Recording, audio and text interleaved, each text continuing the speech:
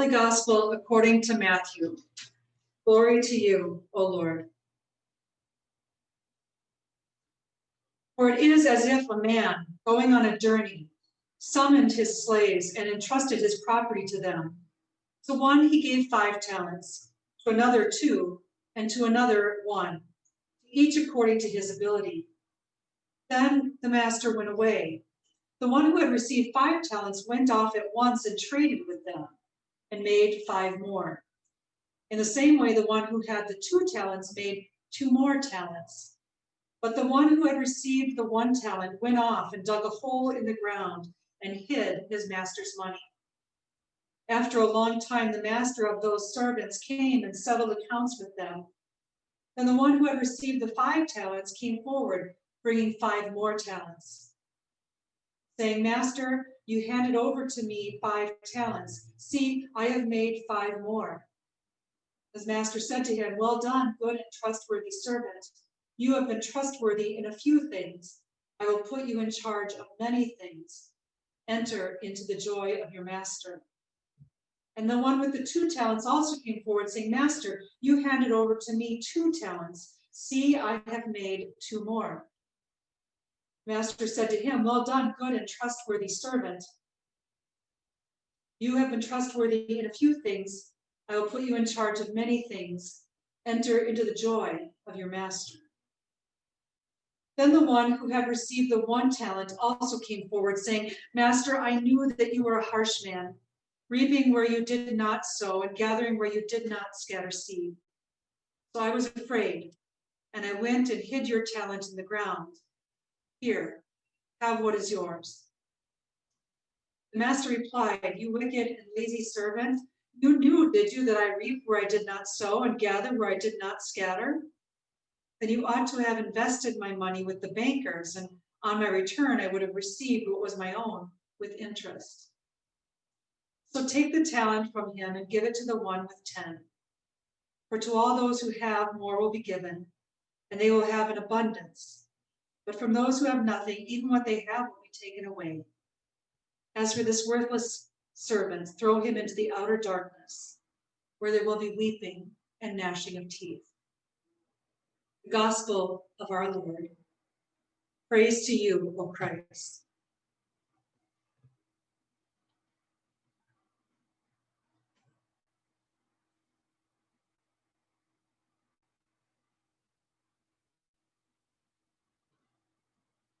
Go big or go home.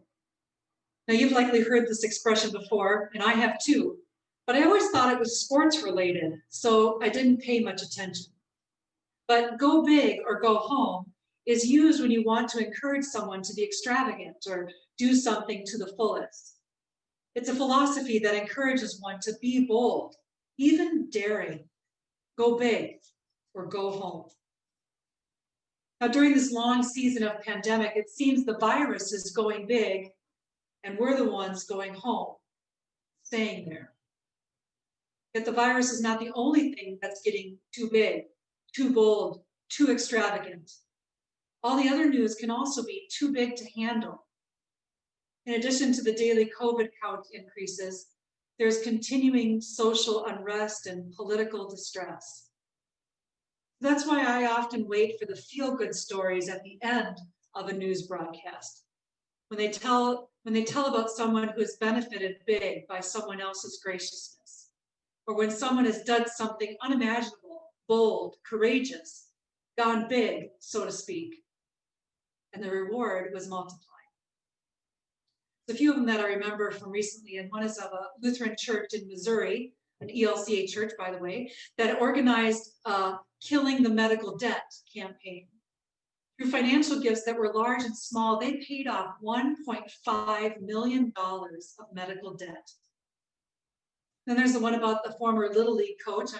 I kind of like Little League, so I caught my attention, but this coach donated a bucket of baseballs with a note about how much he loved playing with his son and grandsons long ago, and hoped that someone else would enjoy using the baseballs with their children.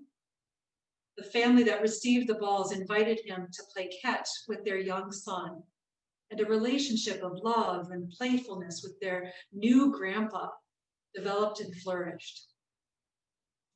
And then the story of an 18-year-old high school senior who was making money for college at the grocery store, bagging groceries, overheard the cashier telling a man that he didn't have enough money to cover his groceries and needed to put some of them back. The young man who was bagging groceries gave the customer $35 so that he could have the food that he needed. In all these instances, the people took what they had, the gifts of compassion, the ability to advocate and organize, the desire for connection, the joy of loving their neighbors, known and unknown. And they received an abundance of love, connection, passion, joy in the process. During the season leading up to Advent, we hear great go big or go home stories from Jesus. In today's parable, Jesus tells a story about a landowner who had a fortune. He was leaving for a while and entrusted his money to the servants in charge of keeping his property prospering. They each got a different amount, 5 talents, 2 talents, 1 talent. Now, before we go any further, we need to talk a little bit about that money, because we hear 5, 2, and 1, and it's easy to imagine it's just an insignificant amount of money. But a talent was an astronomical amount of money, equivalent to 20 years of wages. In the United States today, the average income is roughly $50,000. So just 1 talent is $1 million. The landowner entrusted these servants with a lot of money, more than they had ever managed before. So what are they to do with the money? Go big or go home? One went home, so to speak, and buried the greatest gift entrusted to him. And the other 2 dared to do something they had never done before. They worked with the valuable gift, and the gift was multiplied. Too often we use Jesus' parables as allegories, attempting to assign each character to someone or something in the real world. I've heard way too many sermons during stewardship season trying to let us know that Jesus is the landowner and we are the servants who need to use our money wisely so that we will get the reward in heaven. But as one pastor reminded me this week, parables are not allegories, but they're more like gymnasiums for thinking, designed to help us catch a glimpse of an idea or a way of living that is otherwise difficult to describe. In this case, today's parable asks us to imagine a daring, fruitful way of life. As he often does, Jesus uses a how much more type argument to make his point. If this harsh master can invite resourceful servants into his joy, how much more will the God of love and justice do the same? You see, God always goes big with the gifts that God gives to us. More extravagant, more abundant, more life-giving than we could ever possibly imagine. And we find our home in the abundant gifts of God, the abundant life of God, the abundant joy of God. What a good and hard word for us right now as we face big COVID-related restrictions, big news cycles, and big losses. Can we live in God's joy, abundant life, even in this? I asked some Holy Trinity members how they are experiencing joy in these days. And the answers were fun to read and reminded me that we are living in God's abundant joy, even now. Relationships with immediate family members are being strengthened. There's lots of time to cuddle with your pets. Cooking and baking cooking and baking has become more fun as we try new and creative foods.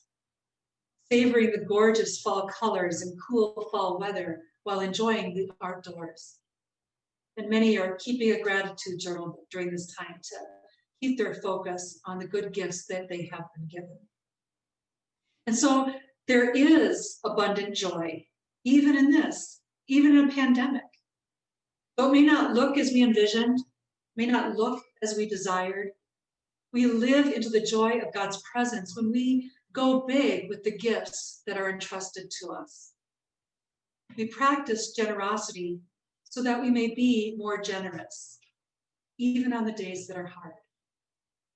We practice graciousness so that we may be more gracious, even on the days that are hard. We practice joy so that we may be more joyous, even on the days that are hard. Practicing these gifts and others entrusted to us won't always be easy. I know that. There may be times when we prefer to go and hide in sorrow, anxiety, or grief. But I am confident that the Holy One can hold us in our anxiety and generosity. God can keep us in graciousness, even in the midst of sorrow. That God invites us into joy, even when we are full of grief. It's counterintuitive, I know that, but joy and sorrow can coexist. Think of the times that you've attended a lunch after a funeral. People gather in the fellowship hall or home, filling it with laughter, stories, and memories. Even in deep sorrow, gratitude and love abound. We laugh through our tears, feeling grief and joy at the same time. As the Apostle Paul reminds the Thessalonians in his letter that we read from today, there is an abundance of what we need to survive and thrive in God's embrace. He says, put on the breastplate of love and faith, for God has destined you not for wrath, but for everlasting life in Jesus Christ. Therefore, encourage one another and build up each other, as indeed you are doing. Maybe if Paul were to write the letter today, he might say something like this. Team, you've been given an overabundance of everything that you need for a full and rich life. Use these gifts, as I can already see that you are doing. Be bold and extravagant as God is. Go big, not home, and trust the one who has welcomed you into the joyful presence of God.